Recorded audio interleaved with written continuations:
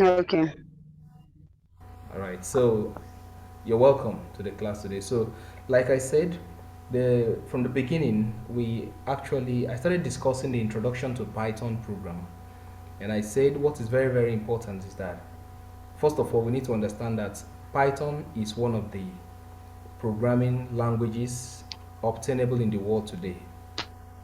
Python is not the only programming languages we have, but it's one of it, and also Python is an easy to use programming language, and that is something very good about it. Yes. It's easy to use because it's just like your normal English Mm. language, so it's easy for you to understand more especially for us in this English, spoken side of the world. So now, for us to be able to use Python, the first thing we have to do is the installation of the Python into our computer system or into our phones. Now, if we are not installing the Python, you can also run it directly. Okay, you can run the Python directly. If you're not installing it, you can actually run it directly, through an online platform. There are so many online platforms you can actually use. And then you run your Python directly. So for you to do that, number one, you can download. I say the first thing you could do is actually to download the Python into your computer system. And simply for you to do this, like you are talking about downloading, and you say you're finding it somehow difficult to download, but it is not difficult at all. If I want to download the Python into my system, you know, I could actually go through the browser. Okay, so this is my Google Chrome browser. All right, so like we have so many IDEs. I talked about IDEs, and I said IDEs are actually integrated. It's called the integrated development environment. That is the meaning of the IDE, integrated development environment. And an IDE is actually an environment that enables you to write your codes and also at the same time have your code executed on that same platform. That is what an IDE does. You write your code and then have your code executed. So an IDE is actually, a kind of complex in the use, but bit by bit, as you keep using the IDE, you understand the functions and the operation of your IDEs. So the IDE I'm using for my Python here is called the Pycharm IDE. So apart from the Pycharm IDE, there are so many other IDEs obtainable on the nets. Yes, and the good thing about them is that most of them are open sourced. They are open sourced. When I mean that they are open sourced, I mean you can actually freely download them without paying for them. You can download them, you can edit them. So the producers of these IDEs made it very, very free for anyone to lay their hands on, download them, edit them, and use them. So that is why the IDEs are actually okay. So that's why the IDEs can actually is actually accessible to anybody at all. So now on my Google platform here, I'm actually on the Chrome, search engine. If I want to download the PyCharm, for instance, I can just say PyCharm download, okay, PyCharm download. All right, I have it here. So you can see, and it's telling us here, download PyCharm IDE for professionals. Okay, download PyCharm IDEs. You can go through all the options. It's always very advisable to go through all the options. But I will advise you, if you want to download, don't go for the professional edition. Like if you go up here, you're seeing Python ID for professional developers. Now, I would advise to go for PyCharm IDE for community edition. Community edition, okay? So if you have this, you can just click on that. Click on that and wait for it. Okay. Click on it and hold on for it. So it all depends on your internet timing. Okay, so now I have my download PyCharm community edition for PC. right here. And over here I have the Pycharm Community Edition free download. All I need to do, free download for PC. This is for computer system, so I can actually click on this icon. Okay, I can actually click on that icon for the download. I don't need this, I'll just close this. Okay, and wait for it. It said almost ready. It said my download will be ready very soon, so I will just hold on for it. I'll just wait for it to run and download. But I'll also tell you that I'm not going to complete this process. The reason why I'm not going to complete this process is because I already have the Pycharm Ide downloaded in my system. So because of that, I'm not going to complete this process. But I'm only going through this to show you how you can download the Pycharm Ide into your computer system. Okay, you hold on for it. Depending on the strength and the bandwidth of your network, the speed of download depends on the strength of your network, the network you're using. If your network is very weak and the bandwidth is very low, you will notice that it may take you a little time for you to actually download your IDE. But if your network strength is okay, it won't take you a long time to download. Okay, now this is the next phase. It's actually giving us everything about the Pycharm IDE. So this is for this IDE I was trying to access here. This is the version, okay, PC version. Right, so now the version is 3.2, version 3.2, 2021 version 3.2. You can see it there. Okay, so this is the build, and this is just 31st January 2022 is the make for this one. All right, so like I told you, we're not going for professional, we're going for community version. Now we have two options here. We have the professional, we have the community version. So for you to download, you can just go for the community version for now. All right, go for the community version and wait for it also. Okay, so you can see over here, you can see it's downloading. Is that already downloading?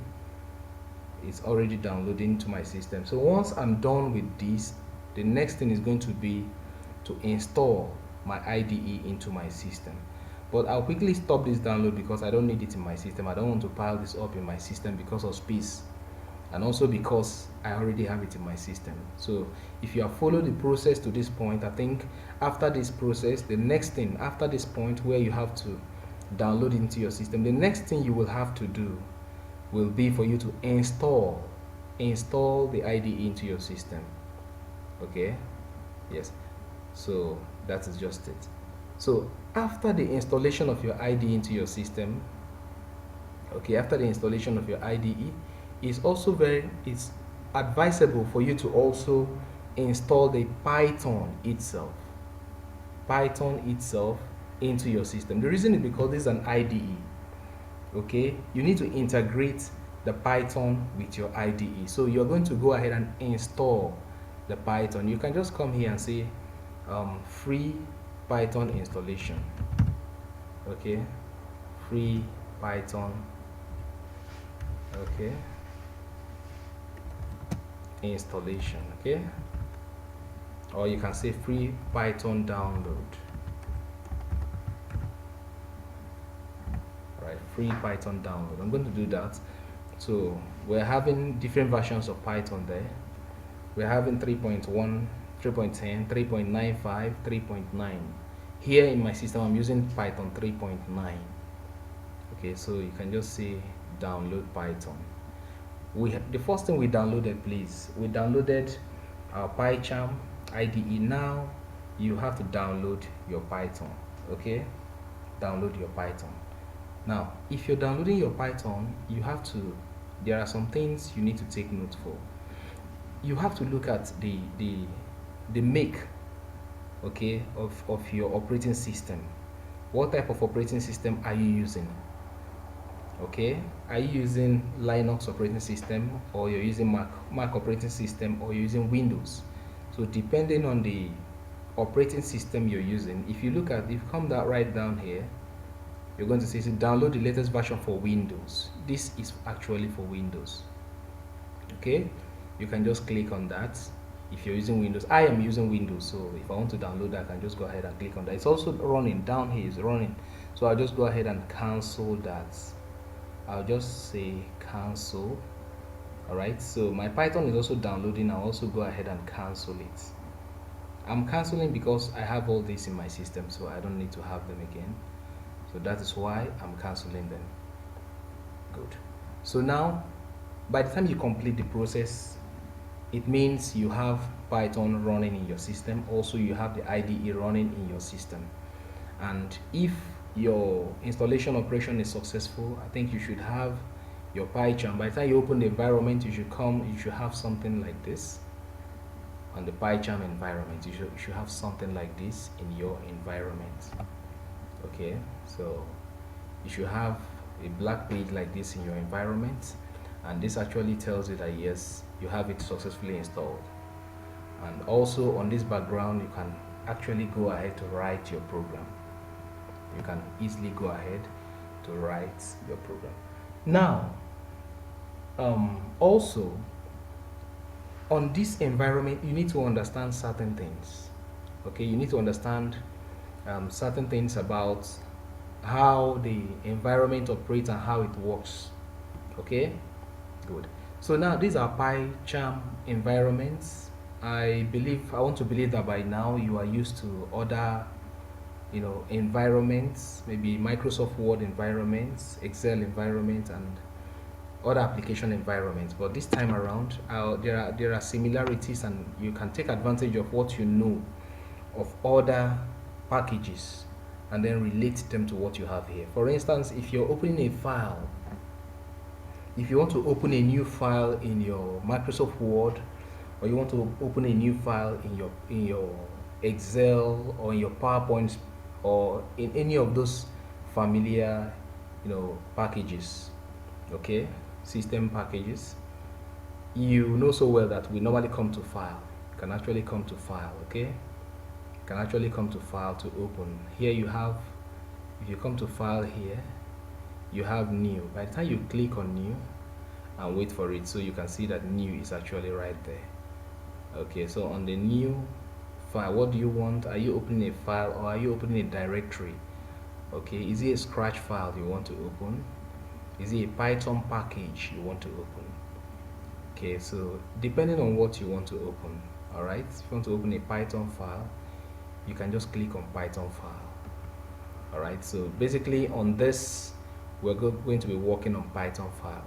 Okay, if you click on Python file, you give it whatever name you feel suitable for you before you open the file. Okay, give it whatever name you feel suitable and then you open. And secondly, the other thing you need to be careful about is that after opening your file, the naming, okay, the way you name your file matters very well. For instance, if you want to say practice class, for instance, you can say practice. You want to name a file practice. Okay, I want to say practice. Now I just wrote practice, and this is supposed to be the name of this file I want to open. I'm not going to save it this way. I am going to put an extension at the end of it. I'm going to put a .py at the end of my file. Okay, with this .py, the question now is this: why am I actually adding .py at the end of my file? The very simple reason is because without the .py at the end of my file, Python will not recognize this file, and it simply means any code you're running in this file is not going to work. That is what it means. But with the addition of this extension .py, Python automatically recognizes that this is a Python file. Okay, Python file. The py you're seeing there actually means Python, and it is recognized in the Python environment. Okay, it is recognized in the Python environment. Okay, so on this file you can actually code. Now I just saved the file. You can see the file right here, up here. You can see it up here, created, and by the side of the file you can see a logo. by the side of it, and that logo is a Python logo, okay, telling you that this is a Python file. I want to believe you're following. Yes, so I'm going to for me to be able to code on this background, you're going to look at this dialog box here, the drop box I have there. You can see where I'm dropping that box there, the drop box. At this point, you're going to look through, okay? You're going to look through. Okay, we don't have the practice file here, but over here by my left side, we have the practice file there. Okay, we have the practice file there.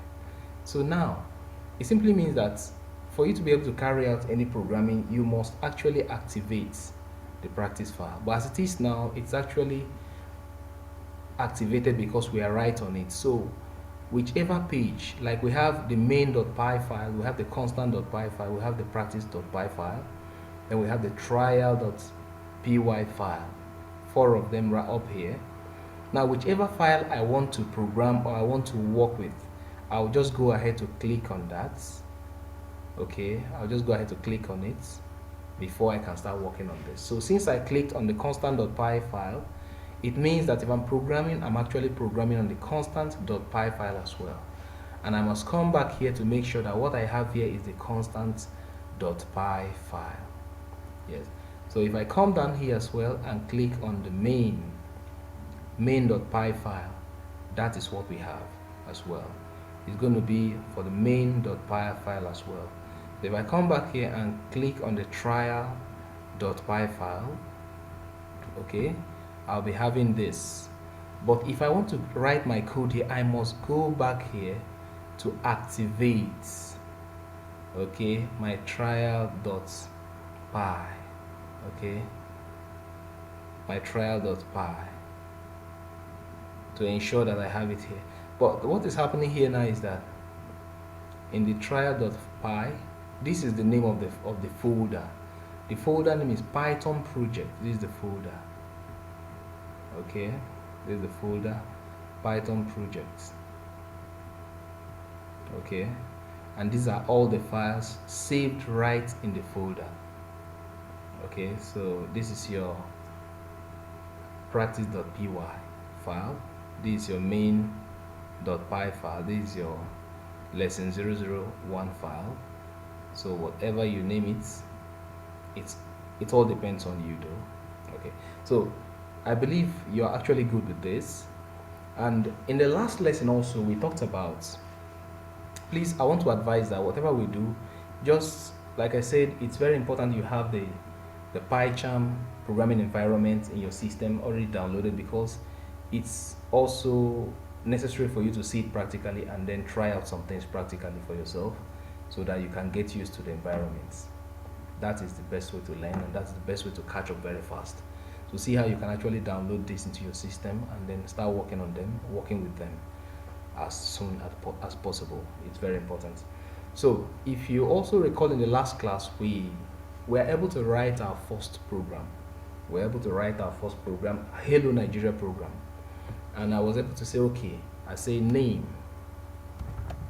Okay, I said name, for instance. Okay, I said greet, if I could remember very well.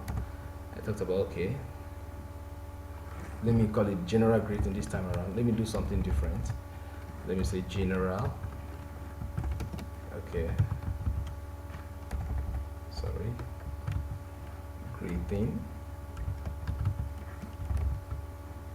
General greeting is equals to, okay, equals to Hello Nigeria. Okay. So this was one of the things we did the last time, and that was the first program we wrote. Okay, that was the first program we wrote, the Hello Nigeria program. Okay, so in the Hello Nigeria program, sorry, I'm going to turn this to, I'll just leave that uppercase. Okay, so all right.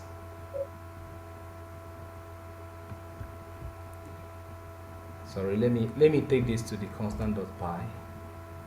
You're not sharing the screen with me. Oh. You cannot hear me? Hello? I can't see the screen. I can't see the screen. Okay, okay, okay. I said I can't see the screen. You're Okay. not sharing the screen with me. Why didn't okay, okay, sorry please. Okay. That means you have not been following my explanation all this while. Hello, Dorothy. I'm listening, but I can't hear. You would have told me since because I've explained so many things with the screen. I was listening, but Okay, no, you I was listening to you. I even sent a text that I can't hear. You're not sharing the screen with me. okay, okay, wow, wow. Hello? I have heard you. I've heard you. Okay, don't worry. I was Don't. listening. Yes, it's just Okay, that. I All will. right. Then I'll have to go over some things again, Dorothy. I have to go over some things again. It's very important I go over some things again. Okay. So, but can you see the screen now, Okay. Dorothy? Can you see my screen now? Hello. Yes, yes, You can see my screen, right? yes, Okay. That means yes. you did not follow me when I showed you Mhm. you did not follow when I showed you how to download from the internet. Did you see that? No, I followed that one. It was when you were explaining how to start this thing, the coding. That is when you Okay. did not change this thing. Okay. Or Okay. I don't know whether it Okay. It's all right. That means I can go on. That means I can go on. was network. The It's thing was okay. just All right. like, I would just okay, go on. I would just go on. So now this is actually the environment. I'm right on okay, my continue. All right. main Mhm. py. But let me go back a little bit. I said your PyCharm is also there are some features in your PyCharm you can actually relate to most of the familiar applications we have in your systems, like in the Microsoft Word application, okay, softwares, the way you use them. If you look at your background here, it's similar to most of those things. At least you can see your file here. I think you have your file in your Microsoft Word and you have it here as well. So if you have a good understanding and knowledge of your Microsoft Word, I think you can relate most of those things you do in the use of Microsoft Word to the PyCharm as well. You have your edit as well. You have your view. You have your navigate. Then you have your code. All right. So these are then you have your refactor, your run. For the run of your program, you have your tools and other things. Now, I initially explained that you can actually open your file, how you can open your file. I talked about opening your file. For you to work in Yes, Python, that's where I need it. very good. So now, for you to work in Python program, you should be able to open a file. You should know how to open a file. It's a very important practice. You don't just start coding like that. You don't just start doing things anyhow. You should know how to kind of open a file and then use the file. For instance, if you want to type a document, for instance, for an organization, and they said you have to write a letter of complaint. After writing the letter of complaints, you don't just shut down your system. What do? You save. Don't you save? You have to save. And for you to save, you have to name that file. Okay, so every file you're using in your Microsoft Word is called txt extension file. Txt extension files. Those are your Microsoft Word files. Txt extension file. But here in Python, the files we use in Python here are called the py extension files. Now, take a closer look at the files I have here. I'm waving my cursor over them. You can see that each of those files I open there have a .py. If you look at it very well, can you see .py, .py at the end of? Yes, Very good. Now, the .py you're seeing there yes, simply means that these are Python files. As a programmer now, at least you should be able to know that this is how I know that this is a Python file. I know that this is a Python file because every single Okay. Python file in the whole world, anywhere, if you're saving them, you must have, after writing whatever name you want to use to save them, you must put an extension. That addition of that extension is very, very important. And what happens if you don't have that extension is that Pycharm will not recognize that file as a Python file. And after opening and saving Okay. that file, if you want to code in that file, whatever you're typing in, it will not run, it will not execute. And the reason is because it is not recognized as a Python file. So this is just a very simple reason why every file you're opening in your Python must be saved with the .py extension. Are we okay? Are you good with that? Yes, sir. Very good. So now, Yes, sir. okay, calling your attention back to the first program we wrote, and I said, okay, we wrote a program initially, and we said greet is equals to hello Nigeria. Okay, I think that was the first program we wrote. Now, this is how the program is presented. Okay, now the greet here, okay, is a variable, and in this variable, okay, which is the main variable, the extension, I mean the word you have here, which is the string hello Nigeria, has been stored inside the variable greet. Now what happens is that Python is not just looking at hello Nigeria, it's looking at greet. And for you to be able to run this program, you should print the variable greet, not hello Nigeria, because greet contains hello Nigeria. By the time you get greet, you will get the hello Nigeria. It's just like you going to maybe catch a fish in the sea, and then you have a hook, and then you have a bait for the fish. Yes. So if it catches the fish, by the time, if you're able to pull out the hook and pull out whatever it is that you used to, kind of the bait, okay, you used to get the fish will definitely follow.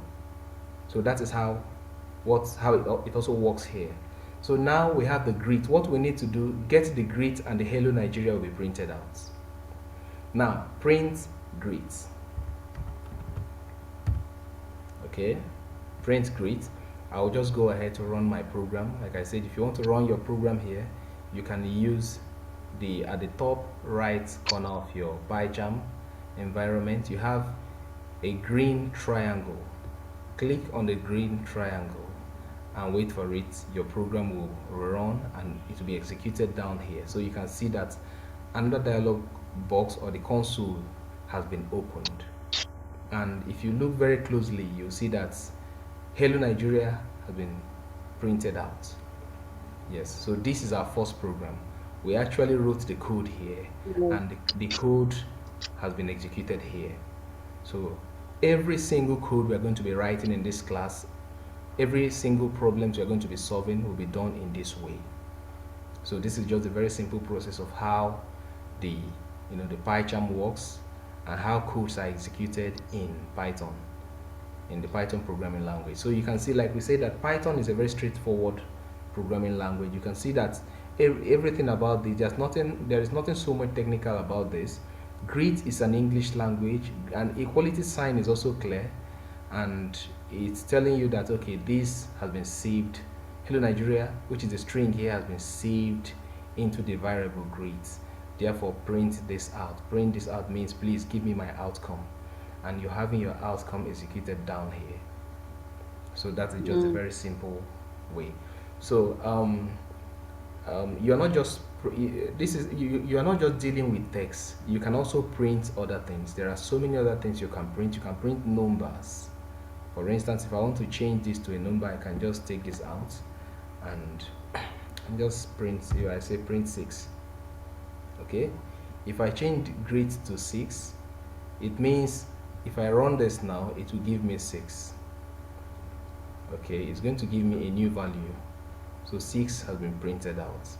Reason is because I deleted the string or the assignment to the variable greet and changed it to 6. So now when I printed or requested for my greet gave me the new value, which is 6. So that is exactly what happened there. So that's just it.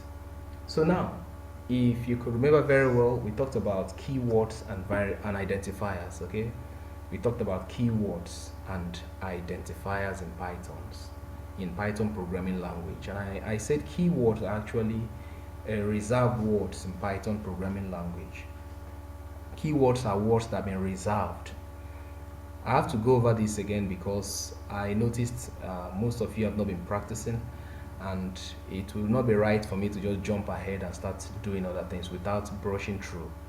The foundation is very important for every one of you, and that is why I'm just trying to refresh your memory. So keywords, like I said, are actually reserved words in Python, and I want to believe you've not forgotten that. And these reserved words have been stored in Python, and each time you use these words, you will notice that Python recognizes those words, and the function of these words have been distinctively defined, so you don't just use them anyhow. For instance, in the first program we just executed here, you're going to taking a closer look to the print function. The print function you're seeing there is a keyword in Python. Okay, is a keyword in Python, and the function of this print function, I mean the function of the print is actually unique. Okay, it's unique in the Python program. Unique in the sense that the function is, I mean the print keyword is actually used each time you want to get an outcome or an output from your program. That is when you use your print function, okay, keyword. So there are many other keywords, like I said the last time I was talking to us, and I told you guys that we have up to over 33 keywords in Python, and more are still coming up as the version of Python is being improved upon. So more and more keywords are still coming up, and possibly most of the keywords we have that may also be altered a little bit, but it all depends on the developers of the Python program. So there's a possibility of a kind of a little modification of on the keywords, or there could be also a possibility of still adopting what we have and then adding more to the keywords. Yes, so like I said, keywords actually reserve words. Then also I talked about identifiers. Okay, like the greet word we have here is actually identifier. Okay, and I said identifiers are actually names. Okay, names given to objects, names given to variables in a Python program. Okay, just the names given to variables. And we talked about certain principles, certain things that you needed to observe while using the Python program. There were certain things I said you need to observe while using the Python program, and I was very particular about the use of identifiers. In the use of identifiers, I said you cannot use, number one, you cannot use integers. Okay, our keyword, our identifiers cannot begin with an integer. For instance, if I decide to put a 3 in front of greet, okay, you can see I just added a 3 in the front of greet. Then I'll just go ahead and run this, but if I do this, it's going to give me an error. So you can see that we have an error there, and the error is called a syntax error. The error is coming because this is actually absolutely against the rule of variable assignments. Okay, it's against the rule of identifiers assignments. You cannot start an identifier with an integer. Okay, and also you cannot also start, and if I take this 3 off and print that again, it will give me my outcome again. Yes, so that tells us that you cannot have a number beginning a keyword and a variable. So also, you cannot use special characters. You cannot use special characters like the @ sign. Now, I just began this with the @ sign. If I go ahead to run my program, you can see that an error also occurred. And this error is simply, it's also called a syntax error. And the syntax error, when you're using your Python programming language, syntax error simply means error. It is telling you that this is against the rule of writings in Python program. It's against the rule of writing in Python program. For instance, if you want to write your name, if your name is root, and then root is supposed to be R-U-T-H, and then you start with H-T-U, you just turn it upside down. In English language, it's actually wrong for you to turn it upside down. Root is spelled R-U-T-H and should be written that way. So in Python program, by the time you do it in a wrong way, it is called syntax error. It's telling you this is not how we write it. It's just like you turning the word root upside down, and the Englishman will tell you, no, that is not how we write root. Root should be written the other way around. So you can also assume that to be a syntax error if you do that by error. Yes. So that is it. So most times while you're using your program, while you're programming using the Python, you will be coming across errors called syntax error. There are so many type of errors. We're going to go through them as we progress in our studies. We need to know we're going to come across so many types of error. We have indentation error, we have a runtime error, and the rest of them. So we're going to go through all these errors so that you understand when you come across these messages, you actually know what Python is telling you at that particular instance. Yes.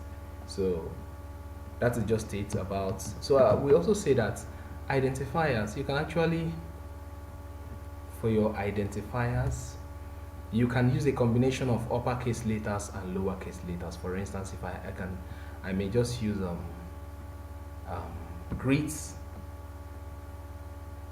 underscore. I can use an underscore, greet all, for instance. Okay, if I say greet all, it's an acceptable identifier.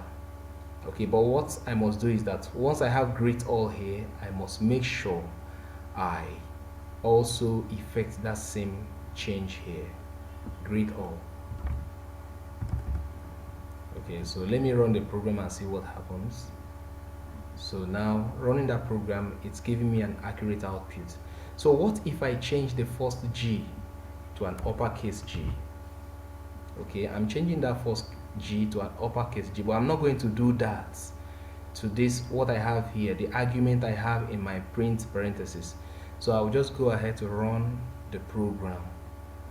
Now, this is greet all, this is greet all, but now it's still giving me an error.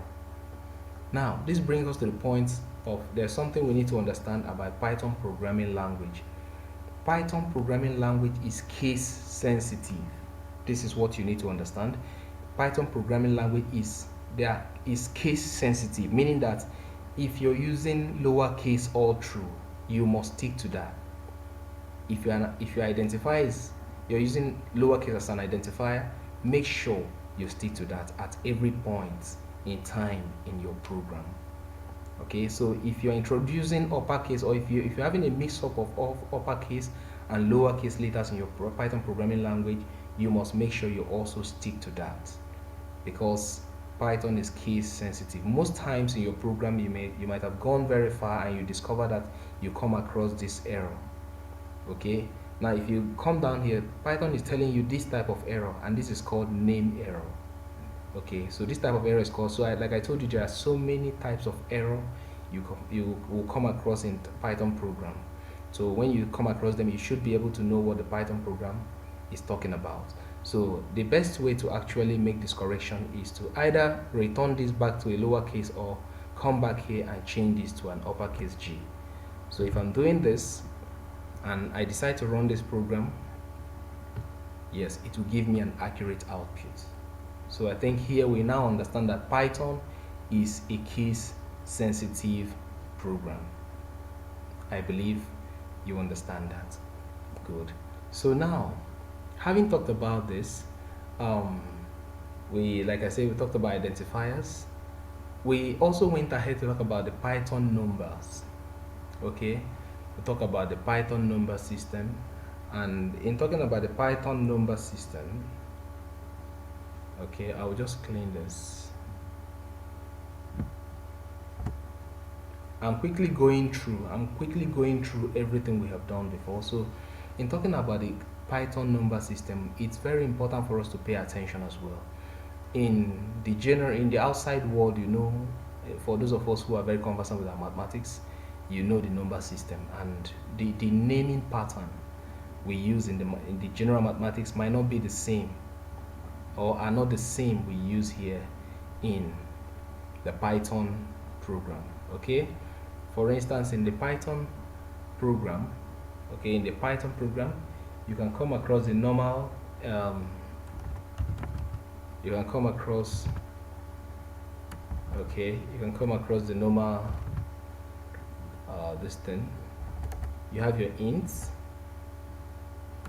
okay, and you have your what we call the floats. All right, good. So you have your ints and you have your floats. Okay, so these are the two basic things, but the question now is this: what's the difference between the ints and the floats? So while we keep using our Python program, you need to understand that when you come across the word ints, okay, or floats, these two words simply talks about the general numbers, 1, 2, 3, 4, 5, 6, 7, and so on. Okay, in Python program, we actually use this to represent the general numbers, or to name all the numbers. Okay, int is for the integers. Floats, now the very simple difference between them is that the int is for the whole numbers. Okay, whole number integers. Okay, now the float is for decimal numbers. Please bear this in mind. Okay, the int is used to represent the whole numbers, while the float actually represents the decimal numbers. I'll quickly use my, let me see. I'll just write a note there. The ints. Okay, I'll just say the ints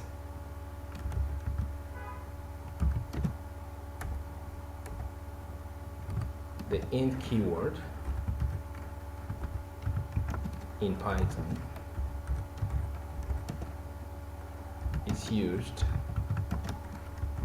to represent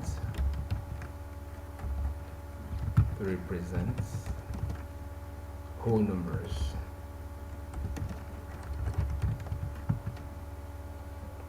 Okay, then I said the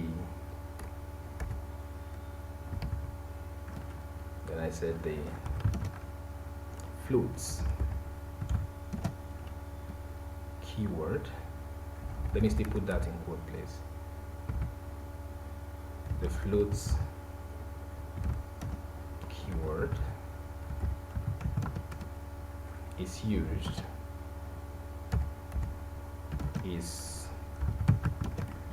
to represent decimal numbers in Python.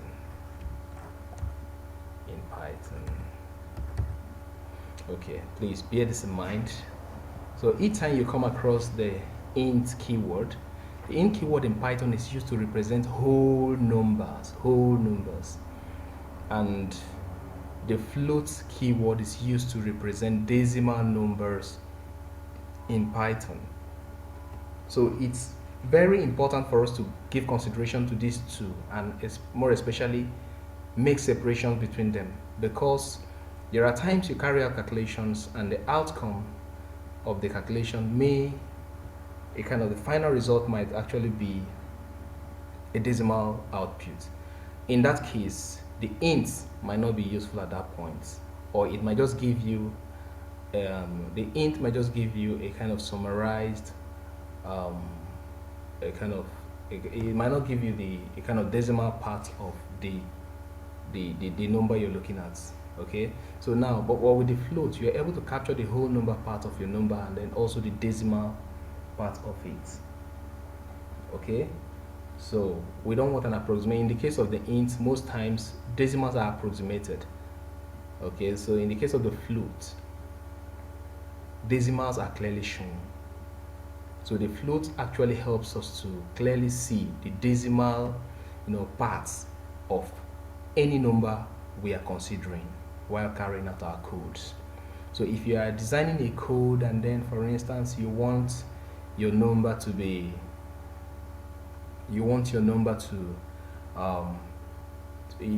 know very well that the outcome of your number is going to be a decimal number. It's going to be a decimal output or outcome. Definitely, you call that a float. So while designing your program, you capture that as a float.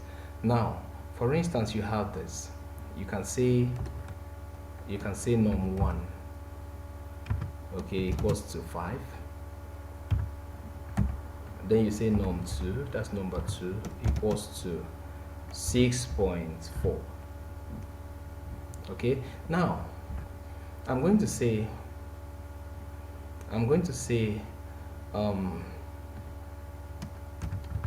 verify equals to type. I want to know the type of the num1. I want to know, is it a float or an integer? Python will actually tell me what it is. Type, in parentheses, I'm going to write num1. Okay, I'm going to write num1. Then I come down here and say verify 2 equals to type, in parentheses, I'm going to have my num2. Okay, I think I have my num2 there. I'm going to leave it that way. Very good. Now what I'm doing here, okay, I'm actually trying to find out, I have 5 here, I have 6.4 here. I want to know what type of number system is this, what type of number system is this. That's what I'm trying to verify. Verify is equal to type. Now, I told us that we have over 33 keywords in Python. Type is one of those keywords. Now I'm using type. Type will tell me the type of number system this is. Okay, so now type, in this parenthesis, the argument I have right here is the variable. Okay, the variable, because this variable saves 5. So this is actually making reference to 5. Num1, this is num1 making reference to 5. I want to know what 5 is. Okay, so now coming down here, I say verify 2. I'm making reference to this, equals to type num2. Okay, so for me to get my final outcome, because I want to verify this, I will just use my print function. I'll say print in bracket. Okay, print verify 1. Verify 1. There's no 1 there, so I'm not going to put any 1. Then I will also say print again. Then I'm going to also have in that parenthesis, I'll say verify 2, making reference to the second one. So I told you, each time we use a keyword, you notice that there's a color change. Okay, now you notice that the print is the keywords are always in blue. Okay, you can see the color difference marking out keywords. So it's actually a unique program. You can see the keywords are clearly marked out. Now we have this now. And we have num1 5, num2 6, and verify. But let me just go ahead and run this program and see what happens. Very good. So now you can see the outcome.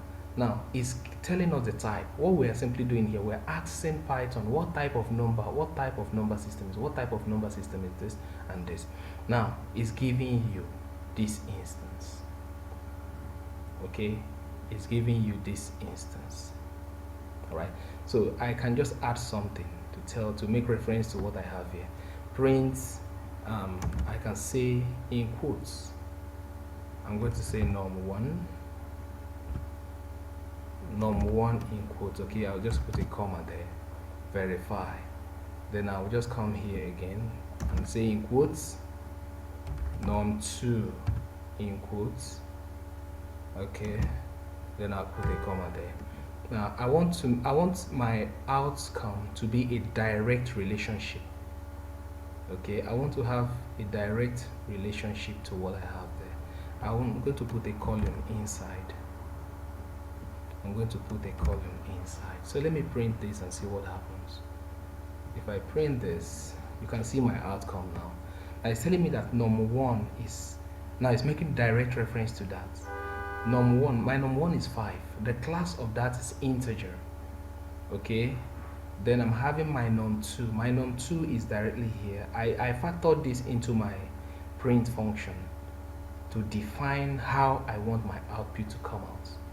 So you can see that as a programmer, you can actually do anything you want to do. You can make your program to come out as unique as you want it to be. It can be your signature. It depends on your level of creativity. So this is what we have here. Num1 here, saying your num1 class is integer. Num2 class is float. And if you go back, you'll notice very well, you know in mathematics that 5, this is a whole number. In mathematics, this is actually a decimal number. So decimal numbers are called floats. Whole numbers are called integers. Okay, they're just integers. So I made a very short note here for that, so that you can actually go through that later. Yes. Dorothy, I don't know if there's any question. Yes, I'm listening. Okay. I'm with you. Okay, so do you have any questions so far? Any question? Or should we proceed? No, yes. Okay, let's proceed. All right. So now I'll quickly clean this, please, because I'm going to talk of something else. I'll quickly clean Okay. this. Okay. Don't worry, I'm recording this video, so I should make this available later on. So I'll just quickly clean this. So apart from this, there are a few other things I talked about in the last class. Okay. One of those things I talked about was um, I talked about the Python strings. Python string. The Python string. So I talked about the Python strings, and I said Python strings are actually a write-up in the form of text. Okay, write-up in the form of text. I'm trying to give this definition in a very simple and understandable, format. So they're actually write-ups in the form of text. So I'm going to be writing this down. Okay, so Python strings are combination of English letters. Okay, combination of English letters.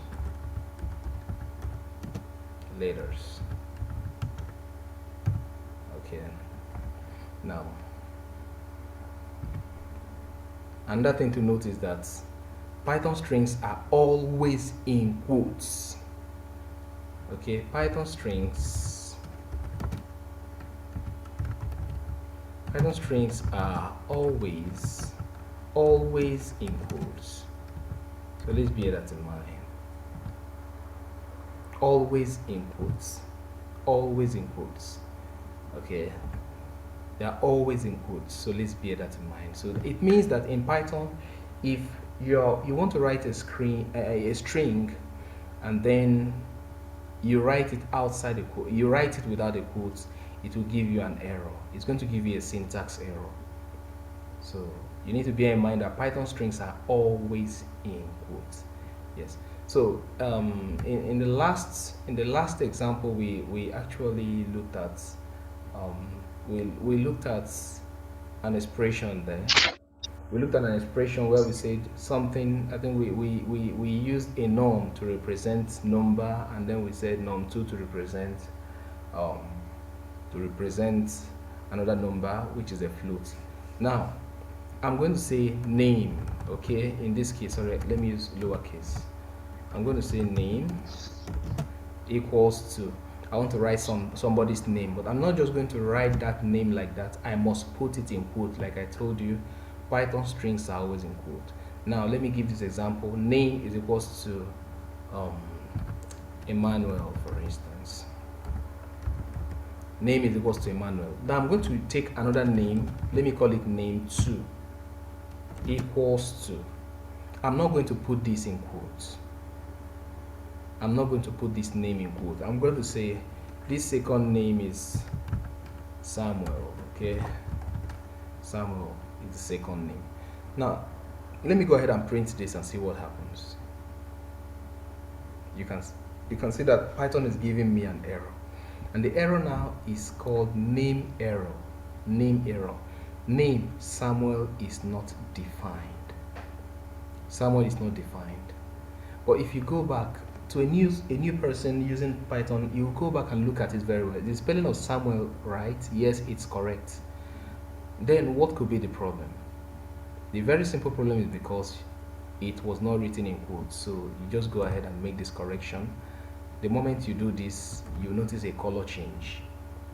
Okay, so I will go ahead and still print this again.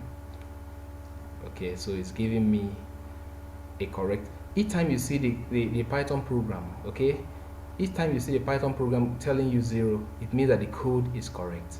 But you notice that I didn't use a print function here, so that is why Python, I ran my code but I didn't use a print function. Python did not give me any output. I'm only having a 0 exit code. 0 exit code means your program is correct. So now for us to print that out, we must use our print function. I have to print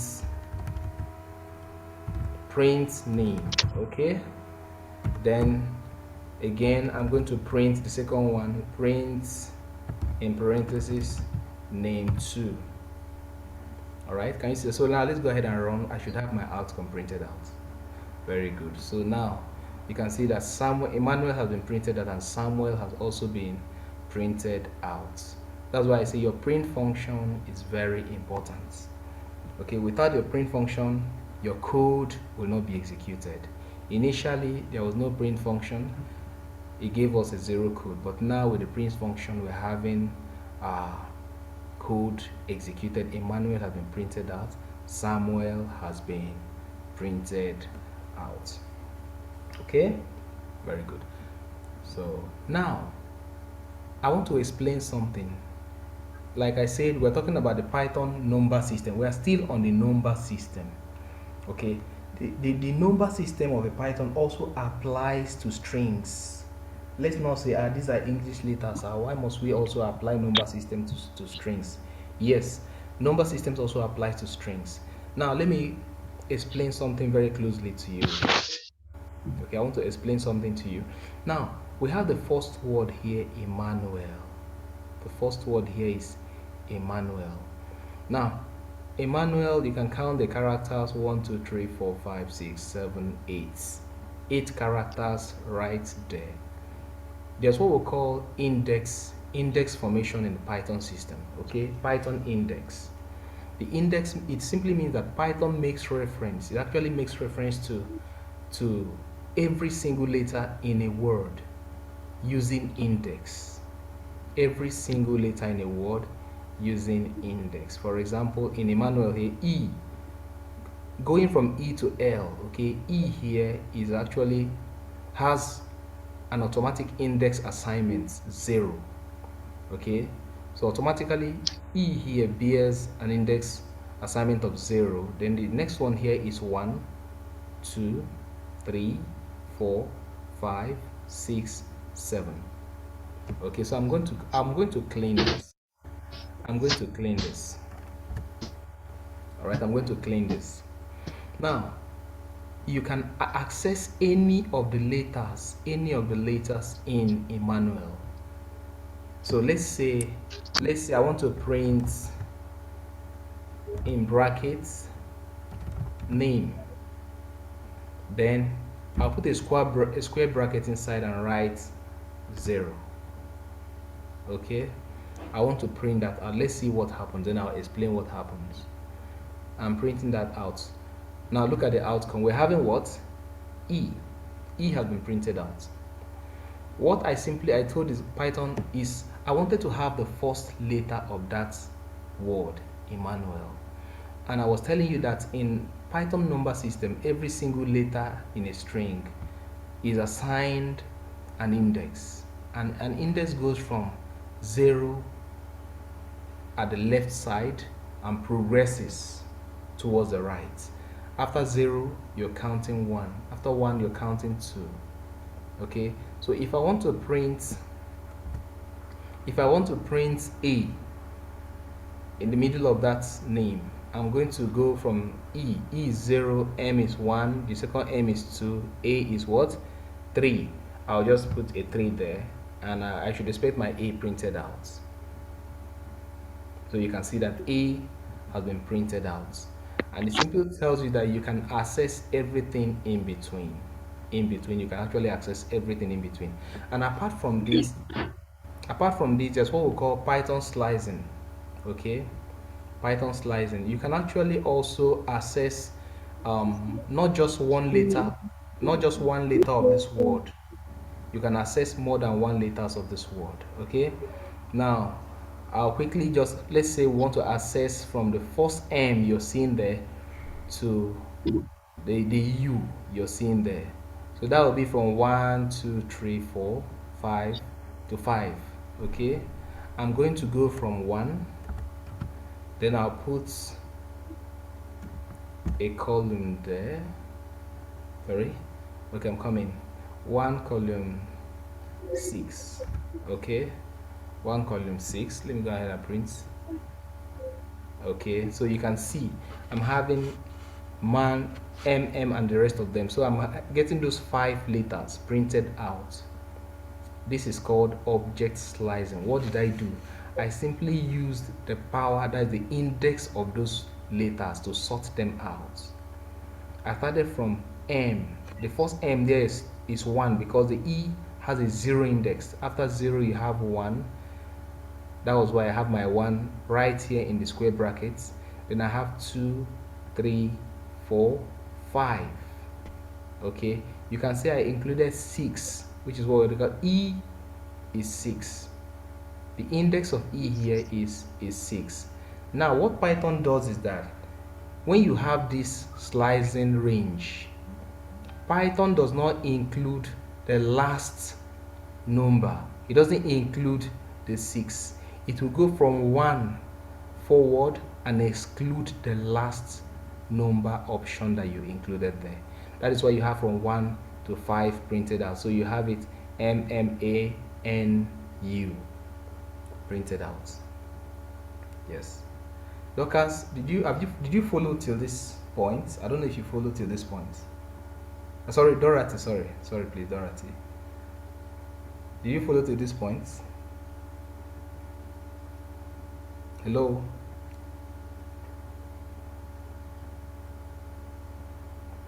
Hello?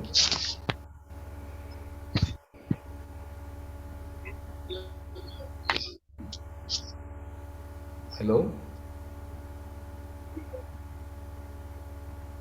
All right. Yes, I'm following. Okay. So I'm with you. it's all right. So all we have done this evening, please, I would like you to go over them again. Like I said, I'm recording this. I'll find a way of getting it across. I'll find a way of getting it across. Hello? Yes, I Hello? can. Yes, go ahead.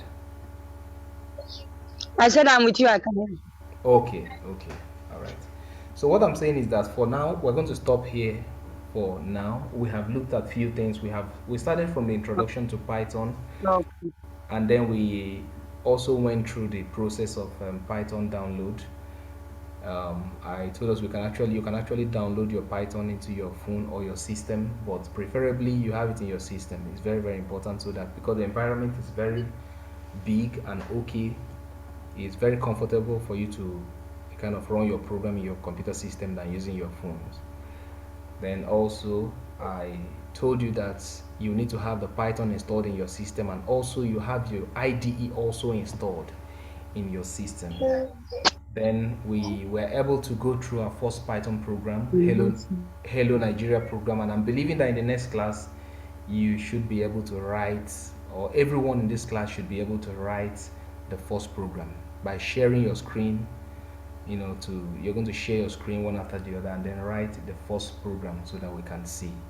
Then also we looked at the Python keywords, the keywords in Python program, and I told us that there are so many keywords inbuilt into the Python. And I told us that the keywords are actually reserved words.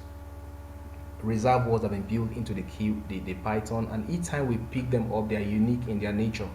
You don't just use them for anything, and you cannot use them as identifiers. You cannot use them as variables, okay, because they have special functions. So if you are trying to choose your choice of variable, your choice of identifiers to write your code, you have to make sure that you don't choose a keyword. Otherwise, it will give you a syntax error. Then we looked at identifiers, and also briefly also we looked at the Python numbers this evening. We looked at the Python numbers. We were able to learn about the float. We were able to learn about the integers, and also we also looked at the strings. And I said strings, the Python strings are a combination of English letters. Okay, English letters, and Python strings are always in quotes, like I have there in my comment line.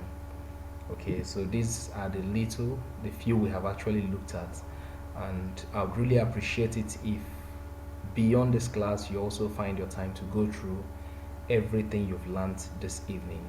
Make them very handy and let them be a part of you, so that when next we come, we can actually speed forward into other topics. Yes. So before we close this evening, I don't know if there's any question. Is there any question, Dorcas? Sorry, Dorothy. Sorry, sorry, I keep calling that. Dorothy, is there any question? Hello, can you hear me? I can hear you clearly. Any question?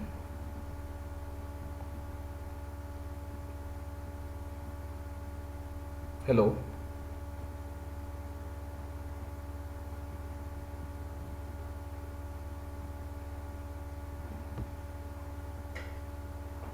Dorothy, go on with your question.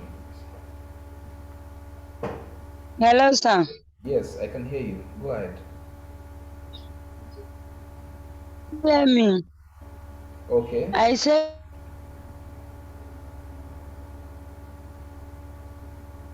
Okay, what will happen, Dorothy, if you can hear me, what will happen is that I'm going to drop this video.